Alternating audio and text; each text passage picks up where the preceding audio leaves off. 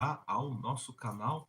Bom, e hoje, né, ao Morning Call, hoje nós vamos falar sobre um assunto, assim, que talvez nunca tivesse sido levantado, né? Nunca tivesse sido levantado um assunto em relação à estratégia. Tá? Em geral, a nossa cultura, a nossa convicção nos diz o seguinte, que montamos uma estratégia e levamos até o final com ela. E depois lá a gente desmonta, vê se ganhamos dinheiro ou perdemos dinheiro. Então é mais ou menos isso que nós vemos. Tá? Então quando você pega aquelas plataformas de ensaio, aquelas plataformas de payoff, o que nós vemos nas plataformas de payoff, gente? Nas plataformas de payoff, nós vemos o seguinte, ele mostra lá uma plataforma bonitinha, vai tentar mostrar o que está acontecendo lá e te mostra o quê? Uma curva. Uma curva lá. Só que tem um problema essa curva aqui, gente. Essa curva tem um problema muito sério. Sabe qual que é o problema dessa curva aqui? Mostra lá, né? É até bonitinho. Você sabe que nunca funciona. Tá? Nós sabemos que acaba nunca funcionando. E por que é dessa forma? Assim? Por que essas curvas não funcionam? Bom, uma das motivações pelas quais essas curvas não funcionam é o seguinte: você tem uma dependência, né, do que? Da, da volatilidade, da vol implícita. Então, se você não tiver uma vol implícita lá mais ou menos próxima ao que está prevendo, não vai dar certo. Tá? E geralmente não dá certo. E se desse certo, primeiro, os vendedores, né, de plataformas de payoff estariam todos milionários. Primeiro. E também vocês estariam todos milionários, porque só ainda pagar 100, 150, e você vê que não resolve. Por que não resolve? Bom, primeiro porque esse daqui você depende muito, ele faz uma previsão da volatilidade implícita lá no vencimento. Nós sabemos que a volatilidade implícita é uma coisa que não existe. Isso mesmo não existe, isso foi uma invenção do ser humano. Isso não existe na natureza. Tá? O que existe no mercado é o seguinte, a realidade é que o que existe é a volatilidade histórica. E essa volatilidade histórica é a única que faz algum sentido. Por que a implícita não faz sentido? Nós olhamos, sim, aqui é uma invenção humana. É uma invenção humana. É a mesma coisa que você chegar lá e inventar um índice, por exemplo. Você inventa um índice qualquer. Você pega um índice, por exemplo, e fala assim, ó, esse daqui é um índice que vai pegar o preço, tá? O preço, né, das maçãs na Turquia, na Europa, o índice de maçãs, do preço da maçã. Cara, será que você pode usar esse índice, né, do preço médio das maçãs da Europa, né, como um parâmetro de precificação? A não ser que você seja produtor de maçã. Aí tudo bem, você pode usar aquilo como uma precificação. Mas, de um modo geral, o que acontece? A volatilidade implícita é uma invenção do ser humano. Tá? Então, você tem lá, a vol implícita é tanto, a vol implícita é tanto. Tá? Então, você acaba confundindo essa vol implícita com o quê? Com a sua oscilação. Com a sua oscilação. E a vol implícita não é oscilação. O que ela faz é o seguinte, ela precifica uma opção em função aparente da opção da oscilação aparente. Mas não é da opção aparente, é da oscilação que o player que está vendendo sente, que ele acha que vai acontecer. Então, se ele acha que o negócio vai ficar muito volátil, ele cobra mais pelo seu prêmio, cobra mais pelo prêmio. Tá? Então, ele depende da volatilidade implícita aqui. Só que a volatilidade, como eu falei, é uma coisa que não existe, não é uma coisa natural do ser humano, não é uma coisa da natureza do mercado. É algo que foi inventado. Senão, você vai pensar o seguinte. Então, vamos pensar o seguinte. Esse termo vol implícita começou a surgir quando? Em 1967. Tá? O mercado financeiro, tá, existe em torno de desde 1450. Tá? Principalmente de put. O mercado seguro existe desde 1450. Tá? Então você fala assim, pô, mas ó, isso daqui foi um achado, foi um lance, foi uma coisa de gênio. De fato, foi uma coisa de gênio. Não, você não tenha dúvida. Tá? Mas a precificação das opções não vem daqui. Vem de 1900. Vem com Bachelier. Tá? Vem com Bachelier. É o primeiro modelo que fala sobre precificação e risco. Tá? Não é o primeiro modelo. Tem vários modelos anteriores. Então, o que acontece? Então, essas plataformas aqui, elas vão ter que começar a modificar devido à velocidade com que ocorrem, né, os eventos. Então, quando você Uma coisa legal, sabe o que é legal quando você fala assim? Você tem que investir no longo prazo. Sabe o que é legal dessa frase? Porque enquanto não der certo, só você falar, mas isso aqui é longo prazo, cara. Então você imagina, quanto que é o seu longo prazo? É 30 anos? É 20 anos? Tá? Então me fala uma coisa, me pega uma ação que nos últimos 20 anos venceu, ganhou do CDI. Me pega 10 ações, não pode ser uma só. Porque uma só é praticamente você falar assim, ganhar na loteria. Ué, você foi lá, escolheu um bilhete e ganhou. Não, você não pode ser assim. Um mercado, para você dizer que isso aqui é um bom investimento, é que nos Estados Unidos. Se você foi lá e comprou o índice Nasdaq, olha o quanto você ganhou. Você ganhou um pouquinho mais do que o CDI do período. Né? Porque o índice Nasdaq não foi bom sempre. Pegar desde 1970, acho que 1980, quando surgiu, sei lá. Ele não vence tanto do CDI. Venceu nos últimos 10 anos com o crescimento das Big Techs. Tá? Mas então, voltando lá à questão das plataformas, né? Então, dificilmente você vai conseguir ganhar dinheiro ensaiando na plataforma. Porque ela só mostra aquela foto daquele vencimento. Ele não vai mostrar, por exemplo, a rolagem. Inclusive, esses tempos aí teve uma live, né? Aí, e a gente acabou fazendo uns ensaios se você fizesse as rolagens. Então, você não está levando em conta a rolagem. Eu vou te dar um exemplo de uma operação que ela é consideravelmente ruim. Ruim. Ela é uma operação ruim. É uma operação que mostrou-se que não era muito boa no passado, e nós vemos hoje que ele é uma excelente operação. Uma excelente operação. Eu vou te dar um exemplo aqui. O que mudou com as opções semanais, tá bom? Então vamos supor que você vai lá e fala assim, tá bom, eu vou fazer um boot strip coberto. Cara, quando vem a palavra coberto, cara, é um saco. Sabe por quê? Porque você tem que cobrir, você tem que pagar pela cobertura. Tá? Mas é um negócio seguro. Então, vou pegar um exemplo de bootstrap coberto. Quanto está o papel? O papel está 41 pilas. Está 41 pilas, por exemplo. Tá 41 pilas. Então, eu resolvi fazer o seguinte. Por isso que é importante você pensar no próximo passo. Tá? Hoje em dia, qualquer estratégia que você vai fazer, você tem que pensar no próximo passo. Porque se você não tiver o próximo passo, tá? Pode ser que aquela estratégia, você julgue ela como uma estratégia ruim ou como uma estratégia boa, só que o próximo passo dele é ruim. Tá? Eu vou te dar um exemplo de uma estratégia que ela é boa, mas o próximo passo dele não é tão bom. Por exemplo, o estrango coberto. O estrango coberto, você vai vender uma opção da A40, comprar uma da A42 e vender uma da M42. Um estrango coberto de um mês. Como estratégia de um mês, ela até é razoável, mais ou menos, mas dá muito pouco ganho, ele praticamente não dá rolagem. Agora, olha só um caso do strip coberto.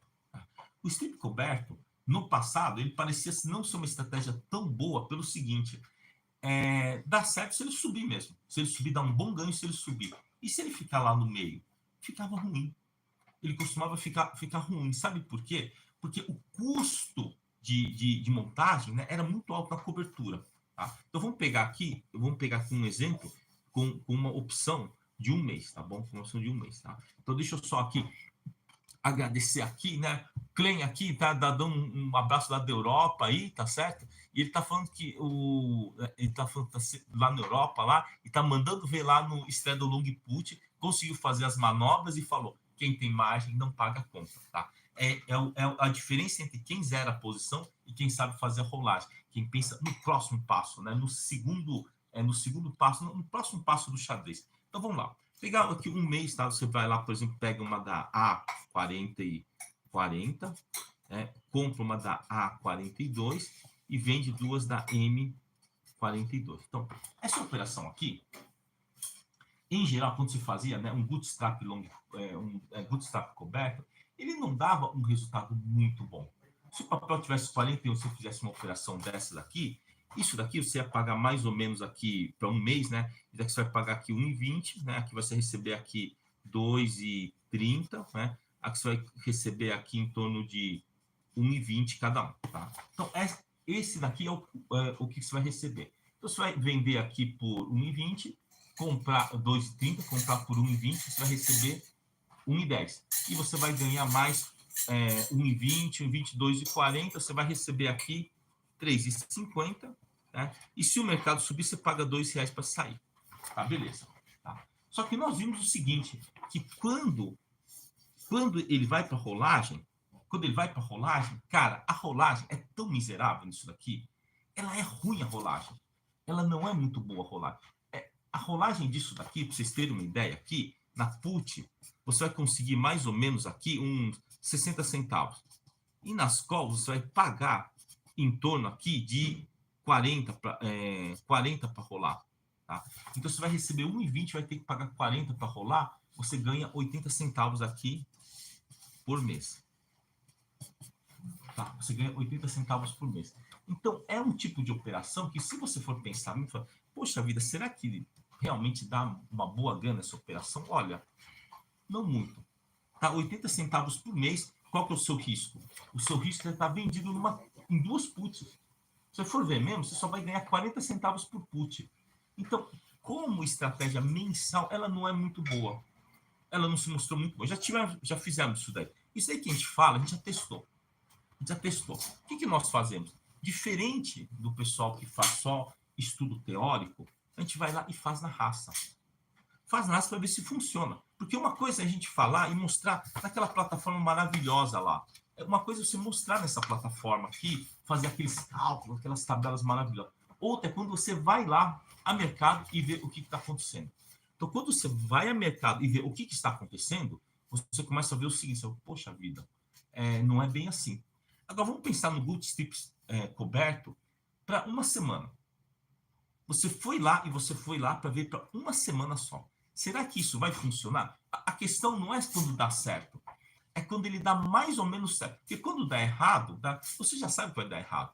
Agora, aqui, vamos ver o que acontece. Então, você vai vender aqui uma da A40 W1, tá? W1 de uma semana, vai comprar uma da A42 W1 e vender duas da M42 W1, tá certo? Então, você vai fazer essa operação aqui, tá? Pelos valores, tá 41, aqui tá mais ou menos 1,40, tá?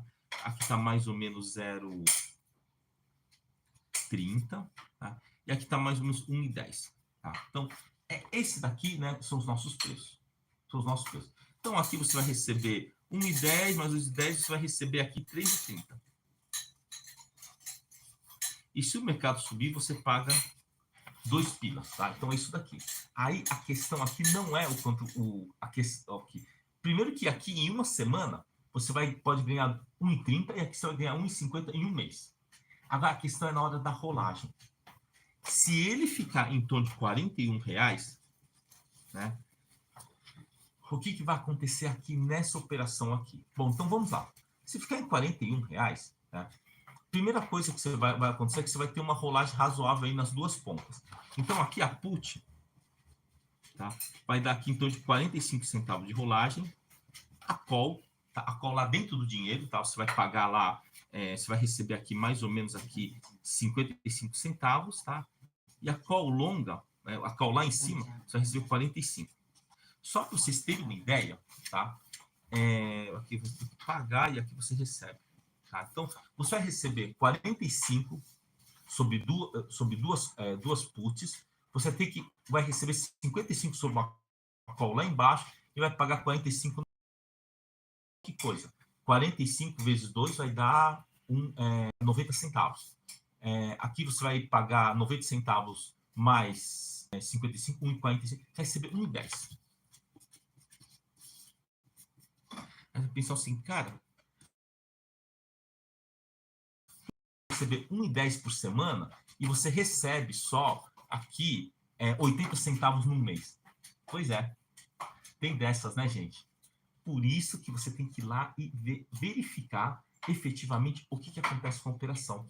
Porque primeiro que você pensa assim, mas se você rolar um mês, não é melhor do que rolar uma semana, você não ganha mais? Depende da sua estrutura.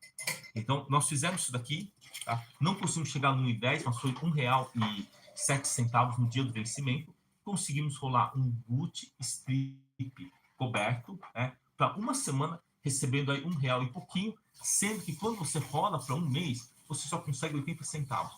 Mas como isso? Pô, mas isso é ilógico. Tá vendo? Esse é o problema da lógica cartesiana. Eu vou te falar o que é ilógico, o que é civilizado e o que é vamos dizer, não civilizado. Tá? Então, vamos lá. Gostaria que vocês olhassem para isso daqui, tá? E me dissessem o que isso representa. Esse era um teste de admissão, tá? Praticamente era um teste de admissão. Era uma prova, era um teste para provar a superioridade que os ingleses achavam que tinham em relação às outras populações. Então, me fala o que é isso daqui. É um quadrado dividido no meio. Cara, qualquer criança inglesa sabe que isso daqui se trata de uma quadra de tênis. Como assim? Pois é. Em 1940, em 1930, esse era o teste. Então chegava lá um náufrago refugiado lá na Grã-Bretanha, aí chegava lá primeiro, passaporte, né? Óbvio, cara, não tinha. Vamos fazer uns testes com esses nativos que vêm da África, né? O que é isso daqui? Tá vendo? Olha só. Então você vê que o que nós chamamos de racional,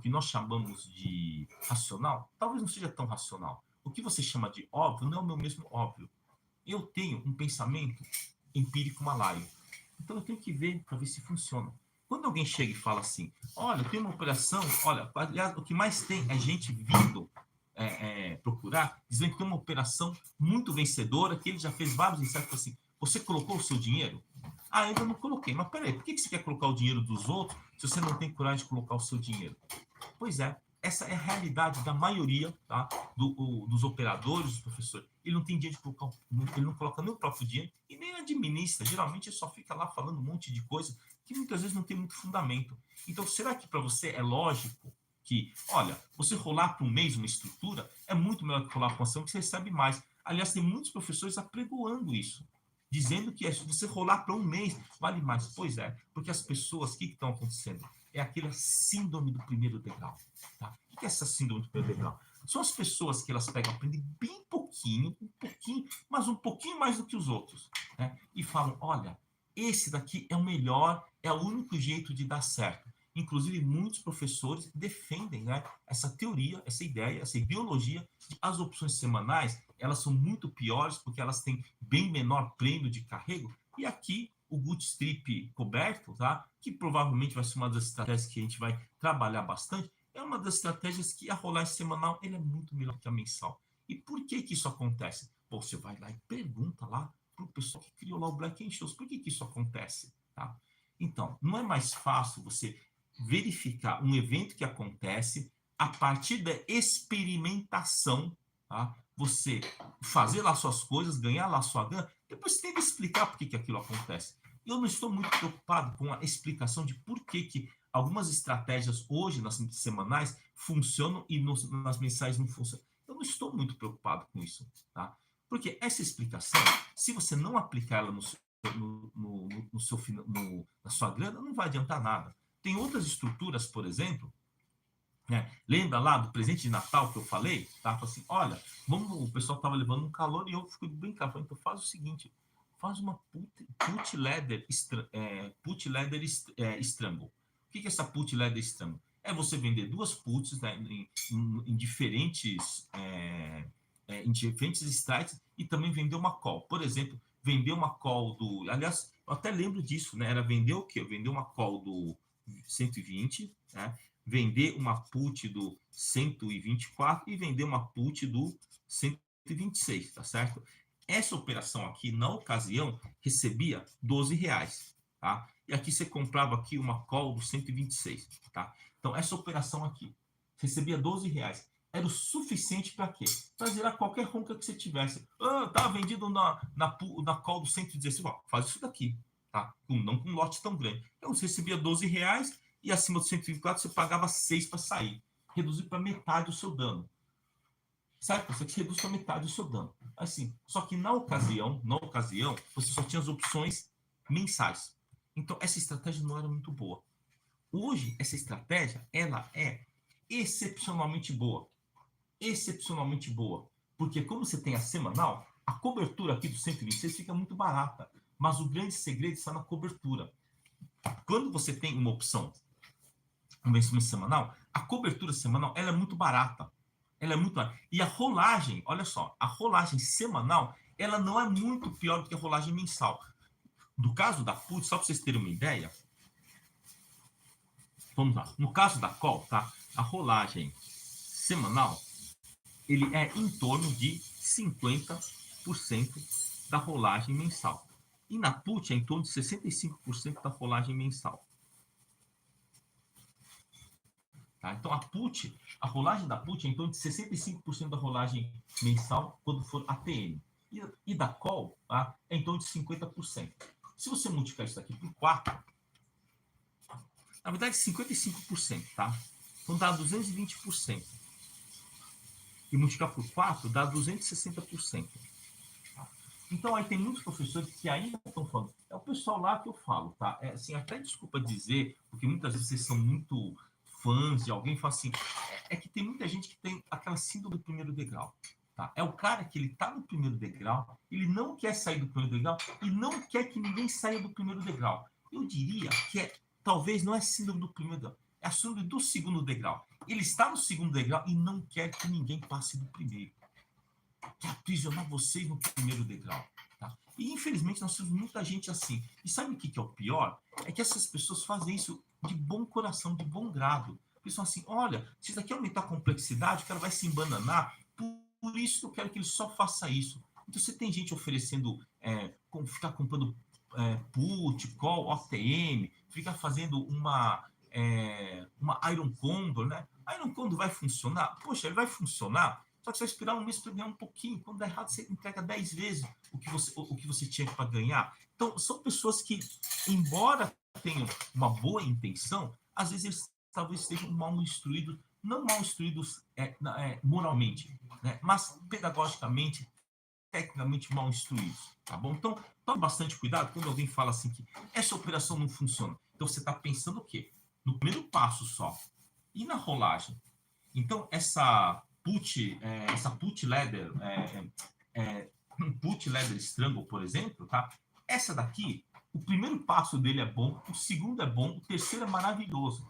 Principalmente se ele ficar aqui entre 120 e 124, porque você ganha duas rolagens aqui, você ganha essas duas rolagens, e você também ganha, você perde aqui nessa rolagem, só que você perde muito pouco. Essas duas rolagens são muito melhores. Então, essa estrutura, por exemplo, se você tiver muita put sobrando, essa estrutura aqui é maravilhosa.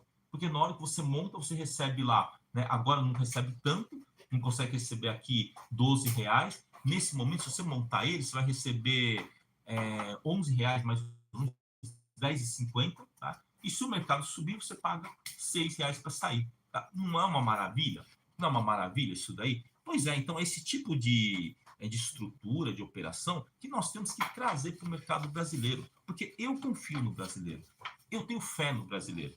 Eu tenho fé que o brasileiro, se eu tivesse escolher hoje, tá? Se eu lá, pequenininho lá, com 1 ano, se eu pudesse escolher, falar assim, para que país você vai? Que povo você quer escolher como seu povo adotivo? Seria o povo brasileiro. Não seria, é o povo brasileiro. Então, hoje, se eu tiver a melhor proposta do planeta para ir trabalhar em algum banco central lá do leste europeu, eu falo assim, o meu país é o Brasil. O meu país não é, com todo respeito, tá? Assim, aliás, até eu agradeço, tá? Aí, 2 convites que eu já tive esse ano de trabalho em bancos centrais da Europa. Não é da Europa, do Ásia Central. Eu até agradeço. Agradeço muito, tá? Mas eu prefiro ficar aqui.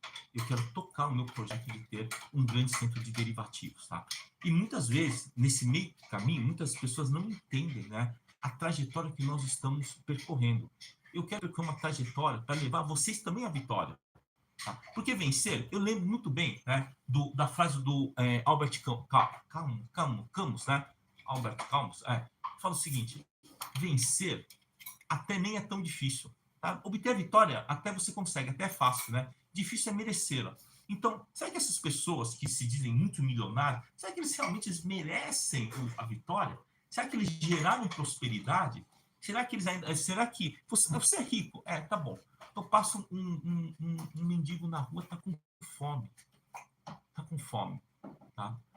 Você tem R$10 para comprar uma coxinha, um café para ele? Putz, não, cara, só ando com cartão. Pô, tô sem o meu cartão. É? Então você não é rico. Você talvez tenha até dinheiro guardado, mas você não é rico. Quem é rico anda pelo menos com dinheiro na mão. Eu sei que hoje, culturalmente, o pessoal não faz isso. Mas você imagina uma situação. Imagina assim, não, mas eu só ando com cartão. Então você imagina lá um cara, um pedinte lá, morrendo de fome, ou então, pior, numa situação, tá numa baita de uma chuva, o cara tá com fome, você fala, putz, eu queria comprar um negócio, o cara pede assim, poxa, me dá um dinheiro para comprar uma coxinha, alguma coisa. Putz, cara, só tem o cartão. Pois é, cara, então você só tem dinheiro acumulado. Você só tem dinheiro acumulado. O dinheiro, a riqueza, ela funciona quando realmente ela é funcional. Quando você consegue gerar uma funcionalidade dele, consegue externar o quê? Externar generosidade, externar bondade, né? Externar o quê? Qualidade de vida para as outras pessoas. Tá? Então, aqueles caras que são super milionários e deixam os filhos vivendo no mínimo que é para aprender, eu não acho que as pessoas são ricas. Tá? Porque no momento que que os filhos herdarem esse dinheiro, vão torrar tudo. Vão torrar tudo. Eu acho que até melhor vocês ensinarem quem é muito bem de vida, até melhor ensinar os filhos a conviverem com a prosperidade e aprender a buscar a prosperidade. Eu acho que é até melhor fazer isso. Tá? Então, fica aqui